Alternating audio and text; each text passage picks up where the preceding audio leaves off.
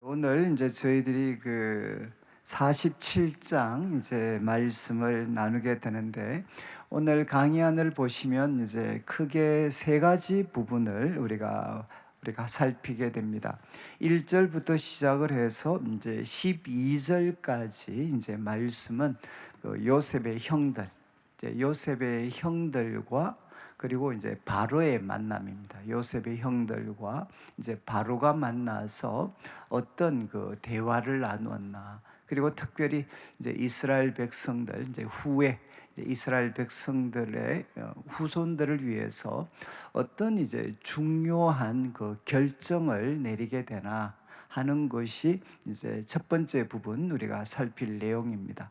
그리고 두 번째는 이제 형들을 만난 후에 형들 중에 이제 대표들이죠. 대표들이 이제 바로를 만난 다음에, 그리고 이제 요셉이 누구를 이제 바로와 만날 수 있도록 하는가 하면 이제 아버지 야곱입니다.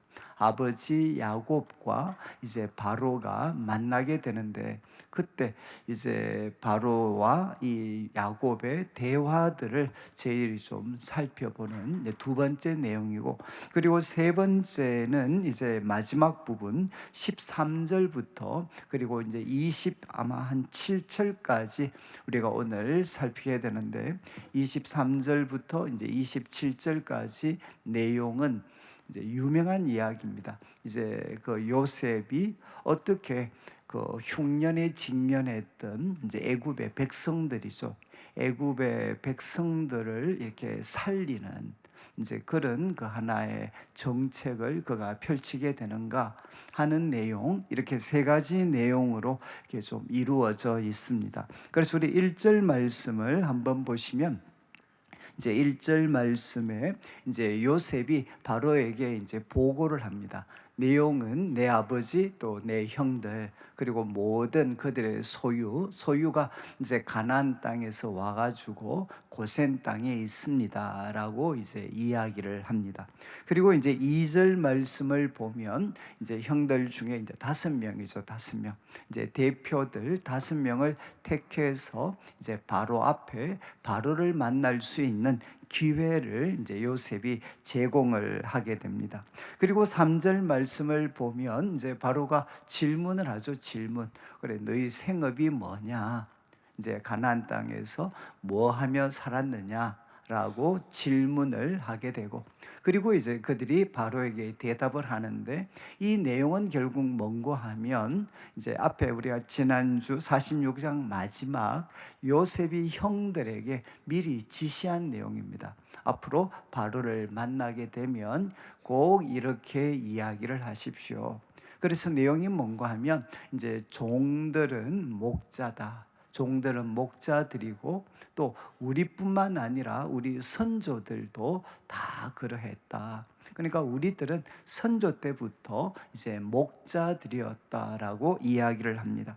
그리고 이제 4절 말씀, 바로 이런 어떤 목자들이기 때문에 바로에게 이야기하죠. 가나안 땅의 기근이 심해서 종들의 양떼를 칠 곳이 없었기 때문에 이제 이곳에 거류하고자 했고, 그러니까 이제 부탁을 합니다. 종들로 고센 땅에 살게 해 주십시오라고 이제 부탁을 합니다. 그러니까 요셉이 다 이렇게 그들에게 주었던, 이제 가르쳤던 대로. 그리고 5절 말씀을 보시면 이제 바로가 이제 요셉에게 말을 하죠. 요셉에게 이제 내 아버지의 형들이 내게 왔으니까. 이제 6절 말씀을 보시면 6절 말씀, 애굽 땅이 다 이렇게 너 앞에 있는데 땅의 좋은 곳에 내 아버지와 또 형들이 거류하게 해라.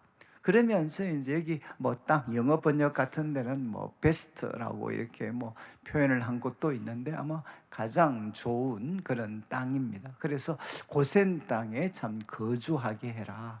그리고 이제 이야기합니다. 그들 중에 능력 있는 자가 만약에 있다면 내 가축을 이렇게 잘 관리하도록 해라. 이렇게 하면서 그것을 허락을 해 주게 됩니다.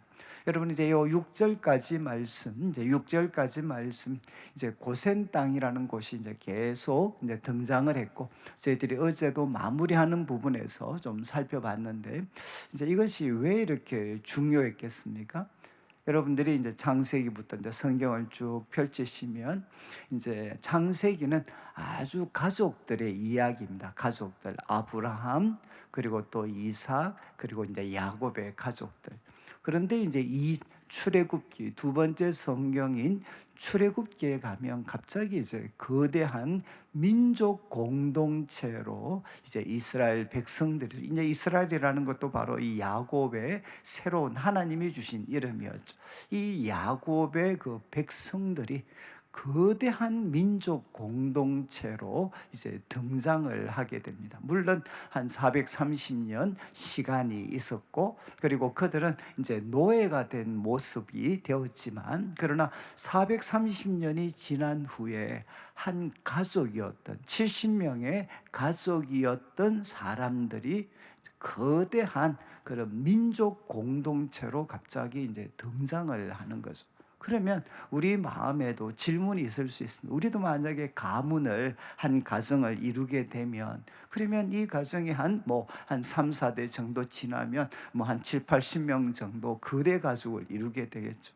그런데 이 가족이 과연 여러분 한 400년 정도 시간 후에 참 이 단일화된 그 믿음을 가지고, 단일화된 믿음을 가지고 이 세상에 섞이지 않고 단일화된 믿음을 가지고도, 그런데도 이제 거대한 민족, 분명한 정체성을 지키면서도 거대한 그런 민족으로, 단일 민족으로 과연 이렇게 성장할 수가 있겠는가? 여러분 결국 그 불가능해 보이는 일이 여러분 이제 가능할 수 있었던 것은 뭔가 하면 바로 이 선택 때문이었습니다. 어떻게 이스라엘 백성들이, 하나님께서 왜 아브라함과 이삭이 이 이집트에 가는, 애굽에 가는 것을 왜 못하게 했겠습니까? 이유는 뭔가 하면 거기 가면 하나님을 믿는 믿음을 그들이 버릴 수가 있는 거죠.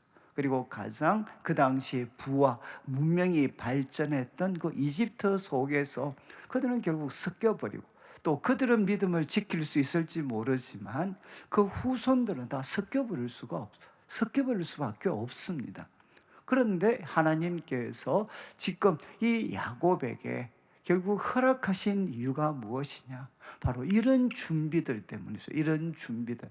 여러분 지금 바로 요셉이 그래서 나중에 여러분들 혹시 직장 생활 하시는 분들은, 어떤 분들은 이 구절에서 협상의 기술, 참 그 우리 직장을 생활을 하게 되면 아마 사업을 하신다거나 하면 정말 이제 이 협상 같은 걸 많이 하셔야 되는데, 지금 이제 요셉을 중심으로 해서 바로와 그리고 형제들이 지금 협상을 하는 겁니다. 앞으로 어디에 이들이 정착하게 될 건가? 그러면 우리는 정말 하나님의 뜻이니까 이게 여기 우리가 살아야 된다. 물론 우리는 믿음으로 그렇게 이야기하지만 바로 상대방을 설득을 할 수 있어야 되잖아요. 설득을. 그런데 지금 요셉이 제일 먼저 그 형들에게 이야기하라고 한 것이 무엇이냐? 우리는 바로 목자입니다. 목자. 왜 이 부분이 선조 때부터 목자입니다. 왜 이 부분을 그렇게 강조했을까요? 바로 이집트 사람들은 이 목축을 아주 이렇게 뭔가 가볍게 생각을 하고, 그리고 미천하고 또 부정한 것으로 생각을 했습니다. 그러니까 이 부분을 강조를 하게 되면 여러분 애굽 백성, 그러니까 이집트 사람들과 그리고 앞으로 이 요셉의 형들, 이 가족들은 여러분 같이 있을 수가 없습니다. 같이 있을 수. 그러니까 이 목자라는 것을, 조상 때부터 목자였던 것을 밝히는 이제 순간, 이 사람들은 나일강 유역의 그 어떤 아주 기름진 그 농토, 이제 거기에서는 같이 살 수 없는 사람. 이 사람들은 떼어놔야 돼.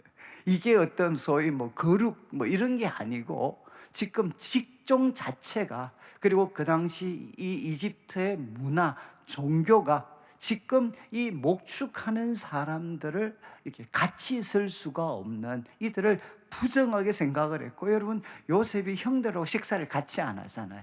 왜 식사를 같이 따로따로 하잖아요. 이유가 뭔가 하면 목축을 하는 이 사람들은 부정한 사람들입니다. 그러니까 이 어떤 목자라는 것을 밝히는 걸 통해 이제 바로의 마음에는, 아, 얘들은 우리하고 같이 살 수는 없구나. 그래서 떨어뜨려 놔야 되는구나. 그것은 여러분 뭐 이들을 위한 배려가 아니고 애굽 백성들을 위한 배려죠, 배려. 이제 그런 다음 이 고센 땅은 이제, 그러니까 어떤 이 애굽으로부터 동화될 수 있는 위험성으로부터 벗어날 수 있고, 또 하나는 무엇이냐? 그 가운데서는 좋은 땅입니다.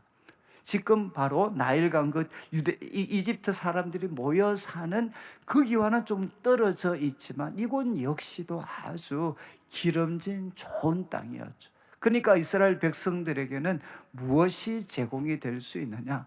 이제 그 이 가난의 때, 그리고 앞으로 살아갈 때도 정말 풍족하게 살아갈 수 있는 그런 조건을 이 고센 땅이 갖추고 있습니다. 그리고 또 하나 이거 하면서 이제는 뭘 밝혀주느냐? 바로에게도, 야, 이거는 나한테도 도움이 된다. 왜 도움이 되죠? 여러분, 목축을 귀하게 여기지만 그 사람들이 고기 안 먹습니까? 고기 먹죠. 그러면 이 바로가 가지고 있는 수많은 양떼들, 소떼들, 이거 어떻게 관리하겠어요? 바로 이 사람들은, 애굽 사람들은 이거 가증하게 생각하니까 이 돌보려고 하지 않는데, 그러면 그 고민거리를 누가 해결해 줄 수 있나? 이 사람들이 해결할 수 있는 거죠. 그러니까 결국 이 결정은 여러분 한쪽에만 일방적으로 유익한 결정이 아니라 윈윈이죠, 윈윈. 지금 바로 입장에서는 자신의 모든 양떼와 소떼들을 관리해 줄 수 있는 그런 사람을, 인력을 확보를 하는 거고, 그리고 또 하나 무엇이냐? 여러분, 고센 땅에 가는 게 바로에게도, 야, 인마들 아주 엉뚱한, 아주 비싼 요구를 하네, 아주 월급 이런 요구를 하네라고 느낌을 주지 않고, 바로 그들은 목자라는 걸 밝히는 걸 통해 자연스럽게 애굽 사람들과는 일정 거리를 둘 수밖에 없도록 그렇게 만들어주고, 그러면서 동시에 이스라엘 백성들은 어떻게 되느냐? 거기에서 풍족하게 살 수 있는 기반을 만들어줍니다. 그 선택이 결국 뭔가 하면 고센 땅에 정착하게 되는 거죠. 이 정착을 통해서 이스라엘 백성들은 430년 동안 애굽 사람들과 섞이지 않고, 그들의 종교 문화 여기에 섞이 동화되지 않고 하나님 백성의 정체성을 유지하면서도 그곳에서 풍족하게 살고, 그리고 또 이 애굽 사람들한테도 좋은 이미지와 혜택을 주면서 살아갈 수 있도록 도와준 겁니다. 자, 이제 6절까지 말씀을 통해서 고센 땅을 허락하게 되고, 11절과 12절 먼저 보겠는데, 11절을 보시면 11절 말씀에 이제 이런 말씀이 나옵니다. 요셉이 바로의 명령대로 아버지 형들에게 거주할 곳을 줍니다. 그래서 여기에 좋은 땅 람셋, 이때까지 고센이 등장하다가 람셋, 출애굽기에도 등장하는 람셋이 등장하죠. 이거는 고센은 한 지역입니다. 한 지역. 뭐 우리 같으면 그냥 경상도 한 지역을 이야기를 하고, 거기에 있는 대표적인 도시 중에 하나가 람셋입니다. 람셋. 그러니까 우리 만약에 경상북도라고 하면 고센을 경상북도라고 생각을 하시면, 이제 람셋은 대구 아니면 이런 도시들이죠. 대표적인 도시. 그래서 람셋을 그들에게 주어서 소유로 삼게 합니다. 그리고 12절 말씀에 바로 이제 그의 아버지와 그의 형들과 그의 아버지의 온 집에 이제 식구를 따라서 먹을 것을 주고, 이제 요셉이 그들을 봉양을 하게 됩니다. 여러분, 이것을 통해 우리에게 이제 주는 교훈은, 강의 안을 한번 보시면 이제 극심한 이런 기근 중에도 이제 야곱의 그 가족들은 여러분 고센이라는 좋은 땅에서 부족함이 없이 이제 생육하고 이게 번성을 하였습니다. 그래서 그들은 뭐 이만한 특혜를 누릴 만한 이유는 무엇이냐? 바로 요셉의 가족이었기 때문에, 야곱의 가족이었기 때문에 바로 그들에게 이런 은혜가 주어졌습니다. 그래서 어제도 제가 말씀드렸지만, 여러분, 요셉 그리고 야곱의 가족에게 속했기 때문에 요셉을 통해 또 바로를 통해 이런 풍성한 은혜가 주어졌다면, 여러분, 우리가 예수님 안에 이렇게 있게 될 때, 여러분, 우리도 예수님 때문에 바로 하나님, 그리고 또 하나님이 다스리는 이 세상으로부터 우리는 은혜와 호의를 받을 수가 있습니다. 그래서 저는 우리 성도들이 내가 하나님 안에 머물러 있는 것, 특별히 주님의 몸된 교회 안에 머물러 있는 것이 나와 우리 후손들의 삶에 얼마나 중요한 일인가 하는 것들을 여러분들이 한 번 더 마음에 새기시면 좋겠어요. 그리고 특별히 제가 고센 땅을 선택하게 된 것에 대해서 참 말씀을 드렸던 것처럼, 이제 야곱, 요셉과 그리고 또 형들의 이 선택은 그 후손들의 미래에 결정적인 영향을 미치게 됩니다. 그런 것처럼 저는 여러분, 우리의 모든 행동이 그렇다고 이야기할 수는 없지만, 그러나 때로는 우리들의 선택 하나하나가 어떻게 되느냐, 나와 우리 후손들의 삶에, 그들의 미래에 엄청난 영향을 가질 수 있습니다. 여러분, 우리가 가지는 고민은 똑같죠. 요셉이 형들에게 가졌던 고민과 똑같습니다. 어떻게 하면 하나님 백성의 정체성을 지키면서 거룩하면서도, 여러분, 이 땅 가운데 풍성하게 살고, 그리고 하나님의 풍성함으로 정말 이 세상 사람들을 섬기고 그들에게 하나님을 나타내면서 살아갈 수가 있는가, 이것이 바로 우리의 고민이잖아요. 바로 그 고민이 요셉이 그 형들을 향해, 그리고 야곱의 가족들을 향해 가졌던 고민이죠. 어떻게 하면 이들이 하나님 백성의 정체성을 지키면서도 이 흉년의 때를 넘어서 앞으로도 정말 풍성하게 살고, 그러면서도 그들의 삶이 애굽 백성에게 고통이 되지 않고 유익이 될 수 있도록 그들의 삶을 도울 수 있을까, 이런 고민에서 결국 고센 땅의 선택이 이루어지게 되는 거죠. 저는 그런 뜻에서 우리 그리스도인들의 삶과 선택이라는 게, 여러분, 저는 참 아쉬웠던 게 뭔가, 항상 뭔가 이렇게 하나님으로부터 자꾸 직통 계시를 받으려고 하는, 뭔가 중요한 선택을 하면 그냥 직통 계시를 받으려고 하는, 이거는 제가 생각할 때 물론 그런 부분도 있겠죠. 한 번씩은 있습니다. 그러나 대부분은 하나님께서 우리들로 하여금 생각하도록 만들어요. 야, 너 지금 이런 선택을 하게 되면 후손들이 정말 풍성함을 누릴 수 있겠냐, 그리고 또 그 후손들이 하나님 백성의 정체성을 잘 유지할 수 있겠냐, 그리고 이 선택이 세상 사람들한테도 유익이 될 수 있겠느냐, 잘 한번 생각해 봐라. 여러분, 하나님은 우리를 인간으로 만드셨고 지정의를 가진 우리는 사람들이잖아요.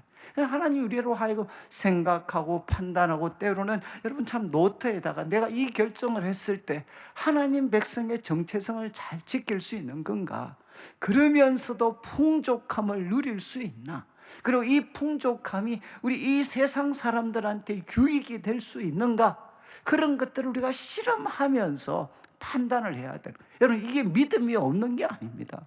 하나님의 도우심을 의지하면서 우리에게 주신 모든 것들을 다 점검을 해서 나를 향한 하나님의 뜻, 그리고 제가 이런 말씀 드렸죠. 좀 과하긴 하지만 여러분, 우리 속에 한 민족이 포함이 되어 있다는 거예요. 한 민족이. 여러분, 내가 어떤 선택을 하느냐에 따라서 우리가 앞으로 이제 참 우리 자녀들 세대, 그 다음 세대, 그 다음 세대에 지금 나의 선택은 한 번의 행동으로 끝나지 않습니다. 우리 후손들의 삶에 엄청난 영향력을 주는 거죠. 그러니까 정말 내가 하나님 앞에 바로 살 뿐만 아니라, 여러분, 나의 뒤를 보고 있는, 또 나를 이어서 올 우리 다음 세대와 후손들 앞에서 나의 이 선택이 정말 그들이 하나님의 백성으로서 거룩하고 풍성하고 이 시대에 유익한 사람으로 살아갈 수 있는데 도움이 되는 결정들을 우리가 해야 된다.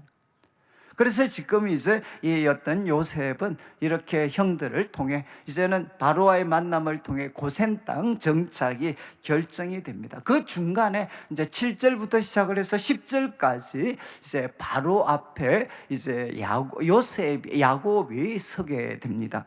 그리고 이 먼저 8절 9절 말씀을 보시면 이 8절 9절 말씀에 이제 바로 앞에 서게 되고 이제 질문을 하죠. 어르신 연세가 어떻게 되십니까? 이렇게 질문을 하게 됩니다. 그때 9절 말씀 이렇게 야곱이 대답을 하죠. 여러분 이 짧은 한 구절 속에 정말 그 야곱의 인생이 다 포함이 되어 있다고 해도 과언이 아닙니다.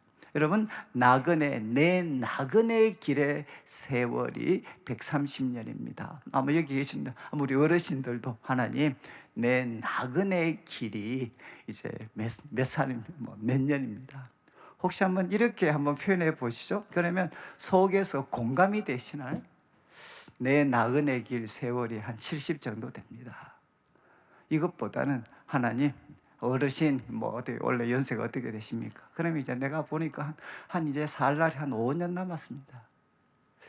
혹시 그렇게 표현하시지 않나요? 우리는 이제 내 살 날이 얼마 남은 모양이다.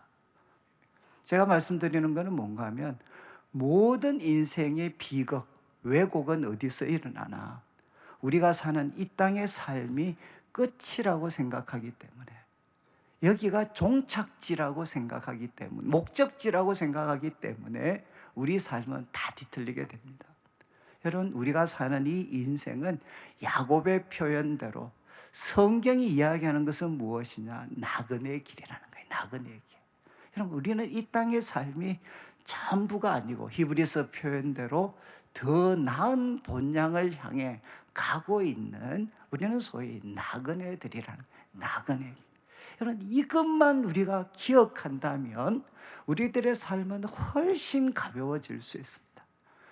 훨씬 즐길 수 있고 훨씬 여유를 가질 수 있고 여러분 지금 야곱은 이야기했습니다. 내 나그네 길이 130년입니다. 그런데 그 나그네 길이 어떠했는가 하는 것은 그게 우리 조상의 그런 나그네 길에 비추지는 못하지만 한마디로 험악한 세월을 보냈습니다. 이거는 악한 세월을 보냈습니다. 악한 세월. 여러분 험악한 세월. 결국 이 험악한 세월 속에 야곱은 모든 어떤 그 삶의 기억들을 한번 했을 거예요. 내가 어떻게 살아? 험악한 세월 살았습니다. 참 아버지 집에서 처음에는 행복하게 살았겠지만 결국 형 에서와의 갈등이 생기게 되고 그것 때문에 20년 동안 결국은 참 그 외삼촌 라반의 집에서 그렇게 고생을 했고 그리고 또 그곳에서 좀 안정이 될 이제는 돌아가야 될 때가 됐어요. 또 야복강에서 형 에스를 대면하기에 치열한 영적인 고민과 그런 것들을 했고 그리고 나중에 또 뭐했습니까? 또 살만하면 또 딸이 성폭행을 당해서 또 엉망이 되는 일들이 일어나고 그러다가 나중에는 또 이제 요셉을 잃게 되는 아픔들. 그러니까 한마디로 내 인생은 험악했다는 겁니다. 험악했다. 이렇게 이야기를 합니다. 그런데 이 험악한 세월 살았던 노인. 그러면 이제 어떻게 끝나야 됩니까? 바로가 아이고 어르신 이제 고생 많이 했습니다. 그리고 이제는 아들 잘 됐으니까 그냥 이제는 속 편하게 좀 편안하게 사십시오. 이런 이야기 해야 되지 않겠습니까? 그런데 이제 참 놀랍게도 이 험악한 세월 살았습니다 라고 야곱은 고백을 하지만 그 앞에 나오는 7절과 10절이죠. 이 만남의 시작이 되고 끝이 무엇으로 표현이 되나 7절을 한번 보시죠. 7절 요셉이 아버지 야곱을 인도해서 바로 앞에 섰을 때 여러분 야곱이 바로에게 축복을 합니다. 여러분 야곱이 바로에게 축복을 하죠. 여러분 지금 야곱이 이 어떤 바로한테 뭔가 불쌍히 여겨져서 아이고 고생 많이 하신 어르신 그러면서 위로받고 소위 축복받았다 이렇게 돼 있지 않아요. 험악한 세월 살았던 야곱이 지금 바로를 축복을 해줍니다. 충분히 이런 자격이 되는 것은 요셉의 아버지잖아요. 요셉의 아버지. 그리고 또 10절을 보시죠. 대화가 끝난 다음에도 무엇을 하나? 야곱이 바로에게 축복을 합니다. 그래서 혹시 기억하실지 모르지만 제가 한 그 코로나 때 이제 야곱에 대한 말씀, 이제 그때는 뭐 우리가 이렇게 같이 하지를 못했기 때문에 영상을 통해서 했지만, 그때 그 야곱의 인생을 제가 나눌 때 제목이 뭔가 하면 험악한 세월, 험악한 그런 참 인생 가운데 빛나는 하나님의 은혜라는 어떤 그런 제목으로 제가 야곱을 쭉 한번 지금처럼 했던 적이 있습니다. 그때 바로 이 구절이죠. 이 구절. 여러분, 이 야곱의 삶에서 가장 선명하게 빛나는 것은 무엇이냐?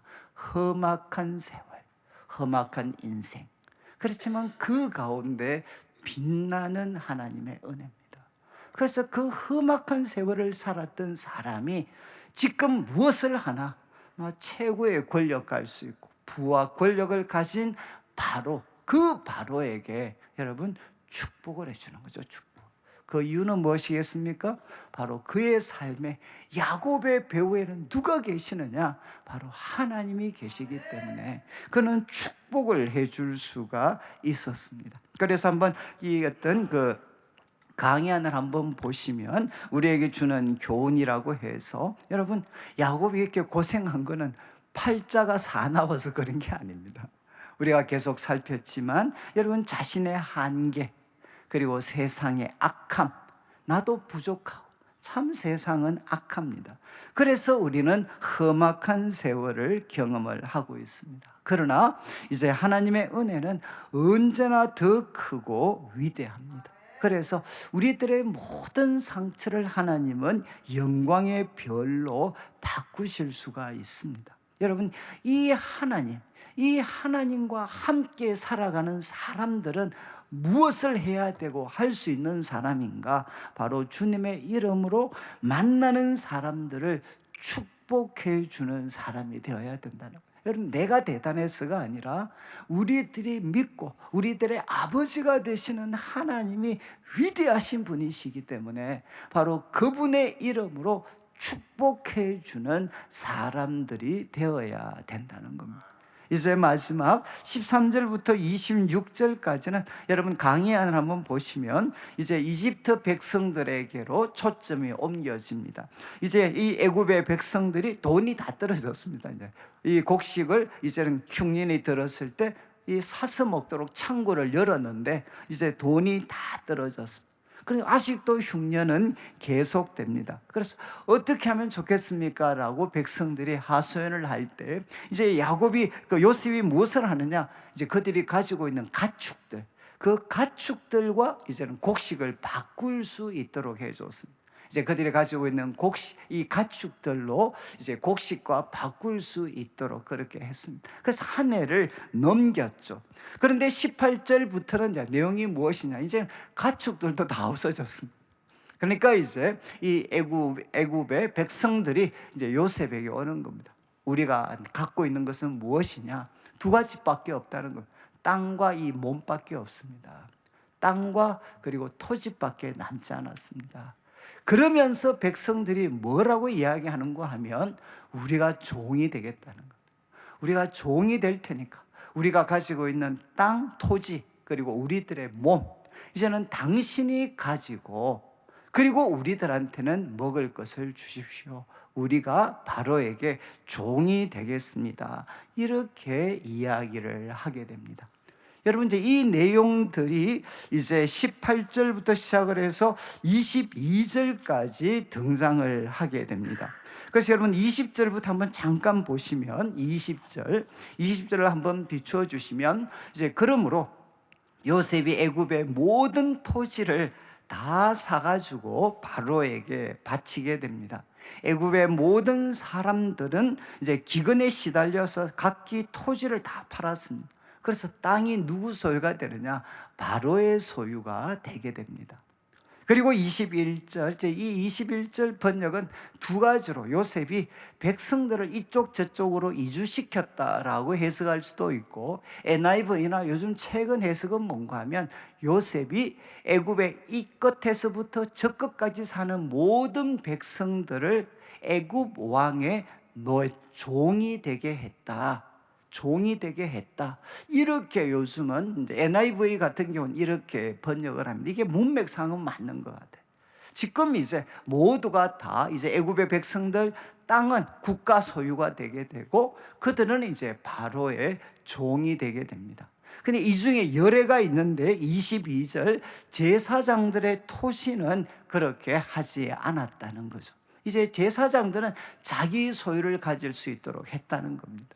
자, 이렇게 국가 소유를 만들었습니다. 국가 소유. 그런데 23절, 이게 참 유명한 표현인데, 이제 요셉이 백성들에게 이야기합니다. 내가 바로를 위해 너희 몸과 너희 토지를 샀다는 거죠. 너희 몸과 토지를 샀으니까 이제 이 사람 요셉은 그들에게 먹을 것을 제공해 줄 겁니다. 그런데 뭐라고 이야기하느냐? 여기 종자가 있으니까 너희는 그 땅에 뿌려라. 여러분, 지금 요셉이 뭘 제안하느냐? 이제 종자 줄 테니까 너희들 땅, 그리고 너희들의 노동력으로 다 뿌려라, 뿌려. 그리고 나는 지금 이제 뭘 제공해 주느냐? 땅과 노동력을 다 팔았으니까 이제 다 너희들한테 먹을 걸 다 제공해 주겠다. 그런데 너희들의 땅도 국가 소유가 되었고 너희들도 어떻게 되냐? 이제는 바로의 종이 됐으니까 내가 종자 줄 테니까 그것 가지고 너희 원래 소유했던 땅에다 다 뿌려라. 그 다음이 이제 중요합니다. 여러분 24절을 보시면 24절 추수의 5분의 1을 바로에게 상납을 하고 그리고 5분의 4는 너희가 가져라. 5분의 4는 너희가 가져서 토지의 종자로도 삼고 너희의 양식으로도 삼고 너희 가족과 어린아이의 양식으로도 삼아라. 그러니까 결국 지금 너희가 이제 농사 져라. 이제는 소위 말해서 흉년이 끝나가고 있다는 거죠. 그러니까 바로 농사를 지어라. 그것 가지고 또 그 다음에 토지의 종자도 삼고 너희들과 너희 자식들 다 먹여라. 그런데 25절 이렇게 요셉이 이야기했을 때 애굽 백성들의 반응입니다. 주께서 우리를 살렸다는 겁니다. 그리고 우리가 주께 은혜를 입고 바로의 종이 되겠습니다. 그리고 26절 이 선택, 여러분 이것이 법이 되게 만들었다는 거죠. 애굽의 토지법을 세워서 5분의 1이 바로에게 상납이 되고 그리고 제사장의 토지는 여러분 바로 이제 그래도 어떤 여기에 포함되지 않았고 오늘날까지 이르렀다. 여러분 이게 시간적인 간격이 있으니까 아무튼 여러분들이 이렇게 또 경제학에 대한 조금 이해 같은 것들이 아마 있으면 좀 더 우리가 선명하게 이해할 수 있는데 여러분 지금 이제 이스라엘 백성들한테 지금 그 요셉이 애굽의 모든 백성들의 이제는 땅과 그리고 그들의 노동력을 전부 다 국가 소유로 만들어 버렸습니다. 만들어 버렸는데 여러분 당시에 소위 소장료죠, 소장료.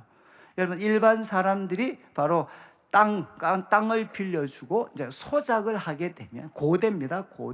고대니까 기본적인 소작료는 얼마였느냐? 50%였어요. 50%. 그렇지 않나요? 땅 가진 사람이 50, 그리고 노동력을 제공한 사람들이 50.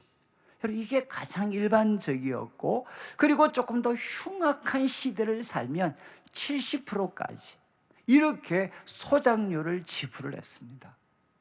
여러분, 그런데 지금 이제 여기에서 저도 이제 경제학 관련되는 사람들 읽어보면 이 결정은 고대에 가장 의로운 소위 땅을 가진 사람과 일한 사람들이 소위 태평성대를 누릴 수 있도록 하는데 가장 의로운 소위 세율이 어딘가? 세율. 소작의 비율이 어디가 되어야 되느냐? 5분의 1입니다. 5분의 1. 그러면 어떻게 되죠? 무려 80%를 누가 먹게 되느냐? 바로 일한 사람들이 가지게 되는 겁니다. 20%만 어떻게 되느냐? 땅을 가진 사람이 가지게 되는 거죠. 그런데 그거는 국가 소유가 돼. 그리고 어떤 여러분 지금 우리 장사하시는 분들은 소위 중간 상들의 행포가 정말 심하잖아요. 그래서 여러분 지금 이거를 또 공부했던 사람들 중에는 이 과정을 통해 누가 다 사라져 버렸냐? 중간 착취고리들이 다 사라져 버렸다는. 여러분 정말 인상적인 것은 뭔가요? 요즘도 뭐 우리가 지금 코로나를 거칠 때 도대체 어려운 사람들을 어떻게 도와줘야 되느냐? 현금을 해야 되느냐? 뭐 해야 되느냐? 지금도 여러분 항상 시대는 어려운 사람들이 있는데 국가가 그들을 어떻게 도와줘야 되는가? 여러분 지금 요셉의 행동 중에 가장 인상적인 것은 무엇이죠? 그 창고에 수많은 곡식이 있지만 사람들한테 그냥 주지를 않았습니다. 그렇지 않나요? 하나도 그냥 주지 않죠. 어떻게 합니까? 그들이 가지고 있는 힘을 다 해가지고 그 곡식 사도록 만듭니다. 사도록 만들었어요. 그리고 나서 어떻게 하느냐? 그 다음 그것마저도 없을 때 마찬가지 제가 말씀드린 것처럼 이 의로운 토지법을 세워가지고 일반 백성들이 수많은 중간 그룹들한테 약탈당하지 않고, 여러분 바로 국가 소유가 된 땅에서 최선을 다해서 노력하면 80%가 자신들을 가질 수 있는 정말 이런 토지법을 만들었다는 거예요. 그래서 결국 어떻게 되느냐? 요셉의 이름이 기억되는 한에는 여러분 바로 애굽의 백성들이 누구를 향해 고마워할 수밖에 없느냐? 요셉과 그의 가족들을 고마워할 수밖에 없는, 결국 이 선택은 무엇이 되느냐? 이스라엘 백성들이 430년 동안 정말 한 민족 공동체로 성장하는 데 있어서 이 요셉의 행동은 그들의 삶의 울타리가 되어준 거죠. 울타리. 그래서 요셉을 기억하는 한 바로 이 이스라엘 백성들을 향해 애굽의 어떤 애굽 백성들을 호의적이었고, 나중에 출애굽기는 왕조가 바뀌게 돼요. 왕조가 이집트의 왕조가 바뀌면서 이제는 요셉을 알지 못하는 사람들이 나타났을 때 그들은 노예화되는 일들이 일어나게 됩니다. 자, 이제 지금 교훈들을 한번 보시면 여러분 요셉은 모든 것을 소유할 수 있는 기회가 사실 주어졌죠. 정말 모든 것을 가질 수 있었잖아요. 땅과 모든 사람들을 자기 것으로 만들 수 있는 기회가 주어졌을 때 요셉은 그것을 백성을 살리는 데 사용을 했습니다.